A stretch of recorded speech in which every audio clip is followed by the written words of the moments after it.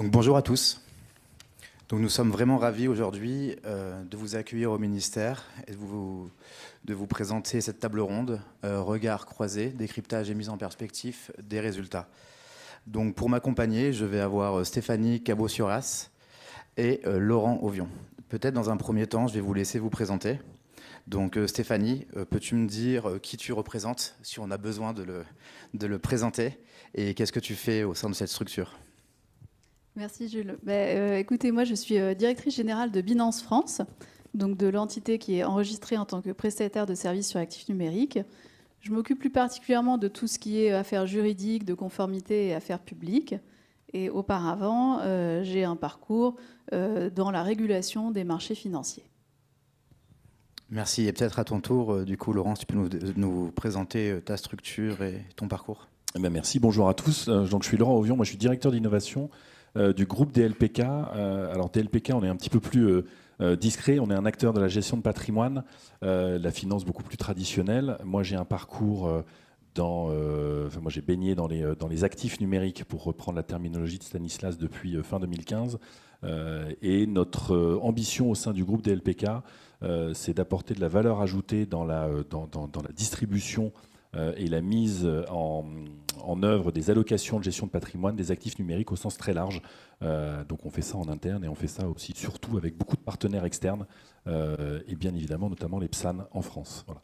C'est une structure qui existe depuis une trentaine d'années et c'est à peu près 12 milliards d'euros d'actifs sous gestion pour l'ensemble du groupe. Merci beaucoup Laurent. On va commencer du coup à rentrer dans le vif du sujet. Ma première question sera pour toi, Laurent. En tant qu'acteur traditionnel, comment tu interprètes les chiffres de cette étude ? Alors, d'abord de manière très positive, parce qu'il y a une vraie progression et dans un contexte très particulier, je ne vais pas redire ce qui a été dit, mais surtout ça conforte notre vision côté des LPK, qui est une vision vraiment à moyen long terme.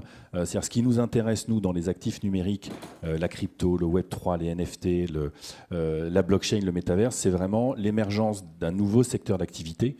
Alors les activités de trading, PSAN, sont une petite partie de ces activités. On vient d'avoir une présentation de ce que ça pouvait donner également sur d'autres secteurs d'activité. On a parlé du luxe, on a parlé du numérique, on pourrait parler du sport, des médias. Et donc nous considérons, nous, qu'au-delà de l'émergence d'une classe d'actifs qui reste à confirmer, on est un petit peu comme à la fin des années 90, début des années 2000, avec l'émergence d'un nouveau secteur d'activité. Quand on est acteur de la gestion de patrimoine comme nous, notre rôle et notre mission, c'est aussi de porter une vision pour l'ensemble de nos partenaires, que ce soit des conseillers en gestion de patrimoine, des family office ou des banques privées, une vision à 3 ans, 5 ans, 10 ans, 15 ans de ce que peut être leur investissement.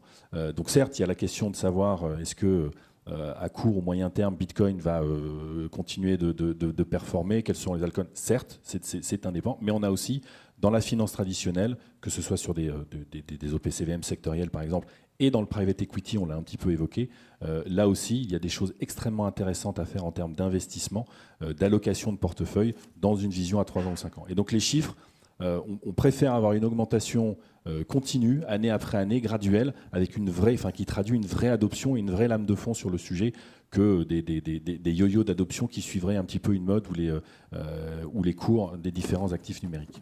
Exactement, donc pour reprendre les propos de Stanislas tout à l'heure, plutôt bullish, du coup, pour l'avenir. Oui, à court terme, mais après, ce n'est pas tellement notre sujet dans la gestion de patrimoine. Exactement. En tout cas, à très long terme, oui, c'est quelque chose d'extrêmement intéressant. Et Stéphanie, de votre côté, est-ce que vous partagez l'optimisme de Laurent ? Quels sont les grands enseignements que vous tirez de cette étude ?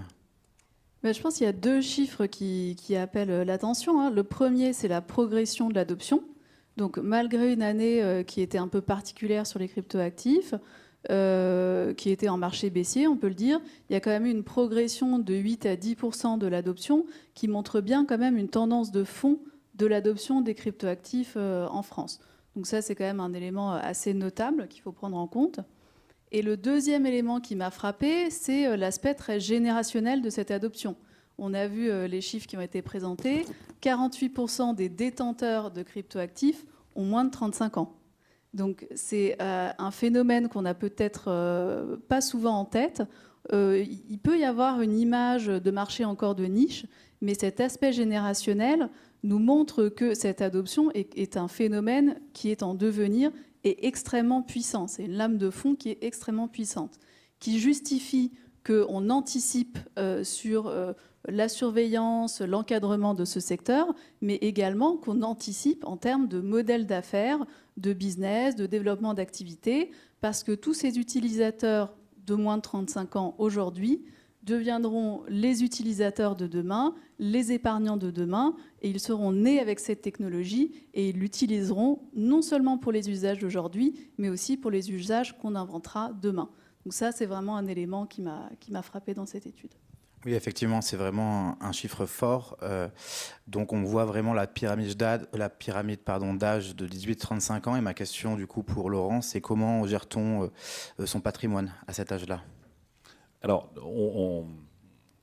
on le gère de manière forcément peut-être un petit peu plus agressive, entre guillemets, quand on est plus jeune, parce qu'on a une perspective d'investissement qui est nécessairement plus longue, et donc on peut s'exposer à des risques qui sont plus importants. Et on va quand même rester cohérent. Aujourd'hui, les actifs numériques restent des actifs extrêmement risqués.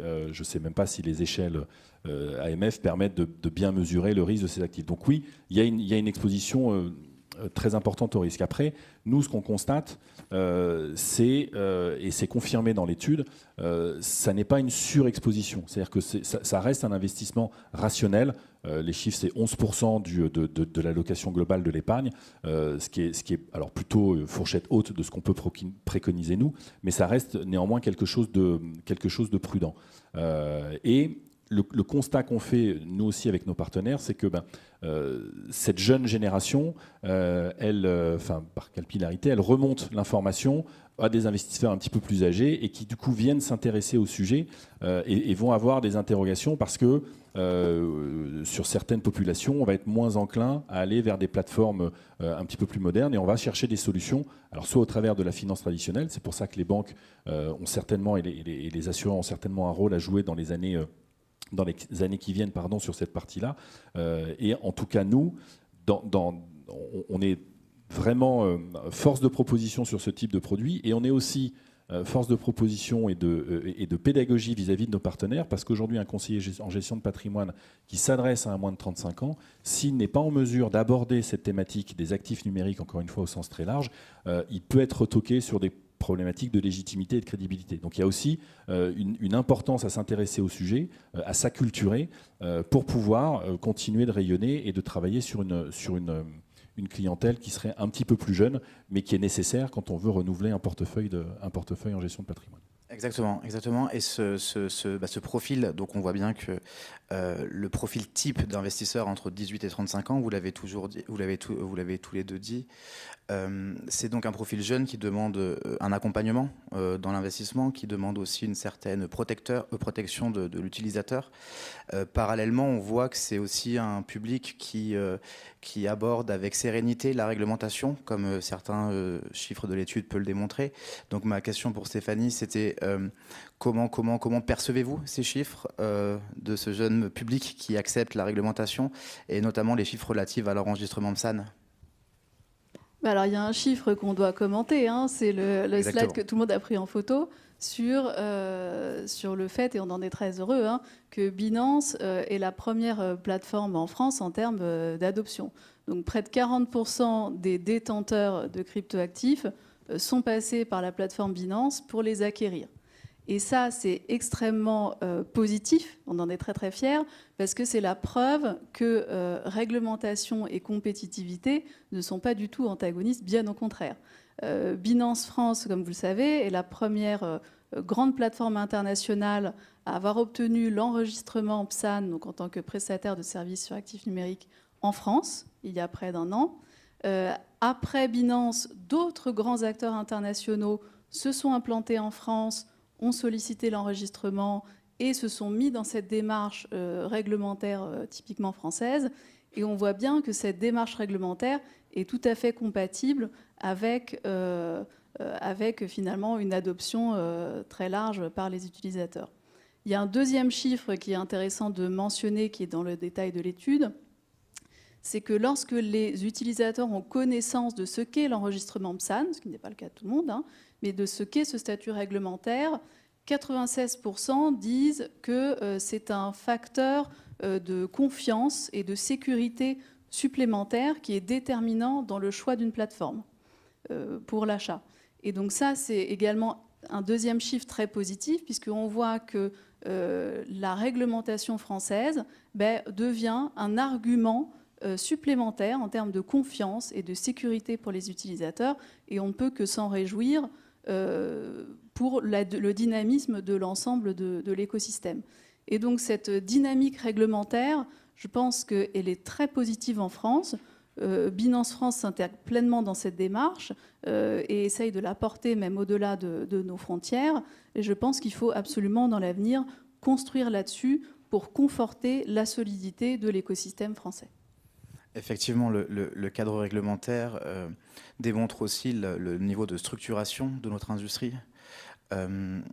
Laurent, vous qui venez d'une entreprise plus traditionnelle, comment vous voyez le degré de maturité, disons, de notre industrie? Comment vous le percevez? Alors, tout dépend de ce qu'on met derrière le terme d'industrie. Si on regarde les acteurs PSAN, c'est-à-dire avec lesquels on échange, nous, et forcément on échange exclusivement avec des PSAN sur des sujets d'investissement, on a... avec l'arrivée des acteurs, mais bien avant leur arrivée, on a des acteurs historiques français. On échange beaucoup, nous, avec les gens de Conhouse, avec les gens de Meria, par exemple. Il y a un vrai savoir-faire historique depuis 2019, et ce savoir-faire est aussi permis grâce à la loi Pacte 2019 et les premiers enregistrements qui ont suivi. Donc ça, c'est vraiment très important, et il y a il y a vraiment une dynamique, et là encore une dynamique moyen et long terme. On n'est pas du tout sur des constructions un petit peu court terme. Il y a des vraies visions avec des actionnaires, avec des dirigeants qui portent une ambition française, européenne, à moyen et long terme, et c'est extrêmement intéressant de pouvoir travailler avec ces personnes-là. Et puis, si on élargit au strict cadre des PSAN, nous, ce qui nous intéresse dans nos activités, ça va être toute la dimension private equity, c'est-à-dire que quelles seront les pépites, les futures licornes. On en a déjà quelques-unes en France, elles ont été citées par Monsieur le ministre en introduction. Et donc, sur cette activité-là, on voit qu'en France, il y a énormément de fonds d'investissement qui se sont lancés, et énormément de structures, et là encore, qui bénéficient de l'écosystème français, de l'accès au financement, de l'accès aux compétences, aux ressources. Là encore, les exemples ont été pris par le ministre en introduction. Donc nous, on est plutôt extrêmement confiants et très attentifs sur ces différents produits pour proposer. Là encore, c'est de l'investissement plus classique, plus traditionnel, mais qui est tout aussi vertueux et qui est tout aussi important dans une vision à 3, 5 ou 10 ans de ce que seront le Web 3 et les cryptos dans les prochaines, je sais pas, dans l'année 5, 6 et 7 des études de la DAN. Et comment vous appréhendez justement de travailler avec ces nouveaux acteurs qu'on peut qualifier d'émergents? Alors, c'est assez simple. Ce que je dis toujours, il faut jamais s'épargner l'opportunité d'une rencontre. On a, j'ai la chance de croiser et de connaître beaucoup de personnes dans la salle parce que on prend le temps d'échanger avec chacun et de regarder quelle est la valeur ajoutée proposée par une entité, sur quel sujet, est-ce que ça peut venir apporter de la valeur sur les produits qui sont distribués par les entités du groupe, notamment Norcia qui a été cité tout à l'heure. Et puis de voir aussi, d'être attentif au modèle et à la pérennité de la structure. Donc ça, on n'est pas plus clairvoyant que d'autres, mais je pense que le plus important, enfin en tout cas la manière dont on appréhende le sujet, c'est d'échanger le plus possible, de discuter, d'être extrêmement transparent, extrêmement pragmatique sur nos besoins, nos attentes. Et a priori, on a le même retour des interlocuteurs qu'on rencontre, donc ça se passe plutôt extrêmement bien jusqu'à présent. Et on espère que ça continue. Moi, j'espère que ça continue. Vous parliez, Laurent, de valeur ajoutée. Il y en a plein dans le Web3. L'étude le démontre, notamment par les nombreux cas d'usage qu'elle met en avant. Selon vous, Stéphanie, quelles sont les prochaines évolutions pertinentes de notre industrie? Alors, pertinente, je ne sais pas, mais je peux vous parler de ce qu'on observe. Je pense qu'il y a deux tendances qui sont vraiment très porteuses en ce moment, c'est les NFT et les paiements. Les NFT, on voit qu'il y a énormément de demandes et de créations autour de ces nouveaux objets numériques, et qui intéressent tous les milieux.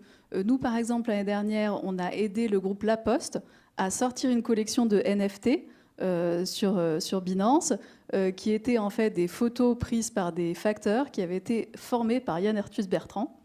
Et donc le produit de cette vente a été redonné à la Croix-Rouge. Donc on voit que ça intéresse des acteurs très traditionnels et jusqu'aux acteurs les plus innovants. Il y a très récemment, on a lancé une nouvelle offre qui s'appelle Bicasso sur Binance et qui consiste pour chacun à pouvoir créer son NFT à partir d'une intelligence artificielle. Et donc la possibilité pour chacun de devenir artiste très, très facilement. Et donc ça intéresse, comme vous voyez, un panel d'acteurs extrêmement large, donc je pense que c'est une tendance de fond. La deuxième pratique, qui à mon avis sera une tendance de fond, c'est l'impact des cryptoactifs sur les paiements. Là également, on constate beaucoup d'engouement, beaucoup d'attentes d'énormément d'acteurs, à la fois des porteurs, en fait, hein, des individus qui souhaitent payer avec leurs cryptoactifs, mais également de l'écosystème des marchands, des professionnels. Ça, à mon avis, c'est une tendance de fond. Nous, chez Binance France, nous avons lancé une première expérimentation avec Ingenico pour payer dans 2 magasins en France, directement avec les crypto-monnaies. Ça, je pense que c'est vraiment une tendance de fond pour le secteur. C'est quelque chose qui n'est pas encore très visible. Je pense qu'il n'y a pas encore toute la clarté réglementaire pour permettre un essor massif de cette activité. Par contre, les gisements en termes de productivité et de ressources sont absolument énormes, je pense. Merci beaucoup. Il est bientôt temps de clôturer notre table ronde. Du coup, j'aurais une dernière question à poser cette fois-ci, mais à nos 2 panélistes. Je laisserai peut-être Laurent, du coup, prendre le premier la parole. Comment voyez-vous la suite? Quelles seraient vos recommandations pour l'attractivité crypto en France? Et comment vous appréhendez le futur? Alors, on est extrêmement positif et confiant sur le futur pour plusieurs raisons. La première, c'est que nous disposons en France, et j'insiste, depuis 2019, d'un cadre réglementaire qui est extrêmement clair. Ce qui ne veut pas dire qu'il est parfait, ce qui ne veut pas dire qu'il n'est pas perfectible, pardon, mais en tout cas, pour un acteur qui souhaite se lancer ou venir s'installer en France, le cadre est extrêmement clair. Ce qu'on souhaiterait et ce qu'on appelle de nos voeux, c'est qu'effectivement, il y ait une volonté de la part des acteurs, notamment des acteurs traditionnels, de s'appuyer sur ce cadre qui leur donne la possibilité d'offrir un certain nombre de services sur lesquels aujourd'hui ils restent extrêmement frileux. Pour diverses raisons, soit par méconnaissance. Et donc nous, on appelle plutôt nos partenaires, et on le fait de manière quotidienne, à venir s'asseoir autour de la table, à vraiment comprendre, à faire un travail de fond sur ce qu'est les actifs numériques au sens large, ce que représente ce secteur d'activité émergent, et de finalement accepter l'idée que du private equity ça n'est pas financer des activités qui seraient illicites pour faire des raccourcis qui sont malheureusement encore faits, y compris par des personnes qui, je ne peux pas douter qu'elles soient très informées de ce que sont les actifs numériques. Donc nous, on est extrêmement positif, et on continuera de l'être, et en tout cas d'être force de proposition pour que l'adoption, la confiance continue de s'installer, et c'est de la confiance qu'on arrivera à avoir une adoption de plus en plus massive et de plus en plus importante, telles que les tendances depuis les deux études le confirment. En tout cas, on est extrêmement confiants, nous, par rapport à ça, et à notre humble niveau, si on peut contribuer à l'évolution de l'adoption, on le fera bien évidemment avec grand plaisir. On en est très heureux, on espère qu'il y aura d'ailleurs nombreuses autres éditions de cette étude. Stéphanie, peut-être un mot pour la fin. On a encore quelques minutes, donc je t'en prie. Alors moi, je pense que pour encourager l'adoption, on peut travailler dans 2 directions. La première, c'est continuer à construire autour du cadre réglementaire qui est absolument unique qu'on a en France. Et la deuxième, c'est travailler autour de l'éducation. Sur le premier point, je pense qu'il faut utiliser la clarté du cadre réglementaire français pour encore plus le répandre et finalement contribuer à cette stratégie qui fait de la France, qui veut faire de la France finalement le point central de l'Europe en matière de cryptoactifs. Je trouve que jusqu'à présent, ça a plutôt bien fonctionné. Cette clarté du cadre réglementaire, c'est un élément absolument capital dans les choix de localisation des acteurs économiques. Au-delà de ça, il y a un autre atout maintenant qu'on peut mettre en avant, c'est l'agrément optionnel qu'on a en France, l'agrément PSAN optionnel.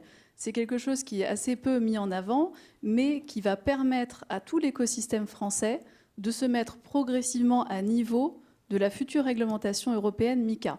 Cette réglementation européenne va entrer en application dans 18 mois.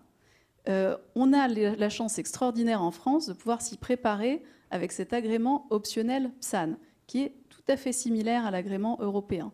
Et donc, tous les acteurs européens, étrangers, français qui peuvent se mettre dans cette logique, qui peuvent se mettre à niveau, commencer à intérioriser les exigences réglementaires de cette réglementation qui sera quand même plus contraignante, ce sera autant d'atouts lorsqu'il faudra convertir ces agréments en agréments européens pour pouvoir offrir ces services partout en Europe. Donc ça, c'est quelque chose de capital. Cet agrément optionnel, on l'a en France, il n'existe qu'en France. Donc il n'y a que les personnes de l'écosystème français qui pourront en bénéficier. Ça, c'est un atout compétitif énorme et je pense qu'il faut pouvoir construire là-dessus pour renforcer la solidité de l'écosystème français. Le deuxième point pour renforcer l'adoption, je pense qu'il faut continuer finalement à renforcer les actions en matière d'éducation. Alors, on voit bien que les personnes qui sont intéressées vont être de plus en plus nombreuses. Je pense qu'il faut qu'elles puissent s'informer. Nous, chez Binance, on a un site qui s'appelle Binance Academy avec l'équivalent de 50 heures de formation en ligne accessible à tout le monde, gratuit, pour pouvoir se former à différents aspects de la blockchain, des aspects technologiques, financiers, de sécurité, etc. Je pense que ça encouragera l'adoption. Et ensuite, il y a d'autres actions qu'on mène qui sont des actions de formation assez classiques avec différentes écoles, et notamment des grandes écoles comme HEC ou le M Lyon, etc. Donc ça, je pense que c'est une direction qui serait bien que l'écosystème prenne également dans son ensemble pour renforcer l'adoption à l'avenir. Exactement. La pédagogie, on y travaille énormément à la DAN. Hugo, d'ailleurs, est en charge de tout ce volet et je salue son travail qui est admirable. Merci Stéphanie pour ton intervention. Merci Laurent. Merci à tous. Merci aux personnes qui nous suivent depuis le lien vidéo YouTube. Merci à nos partenaires, bien entendu. Et je rends la parole à Hugo qui va dérouler la suite de l'événement. Merci à tous. Merci.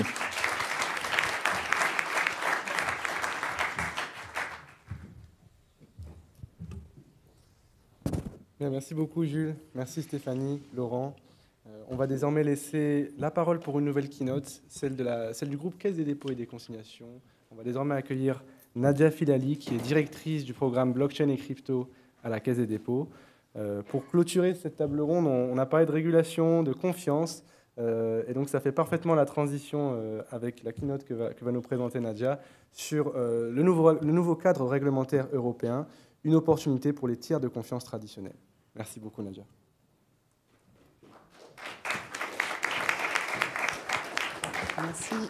Merci Hugo et bonjour à tous.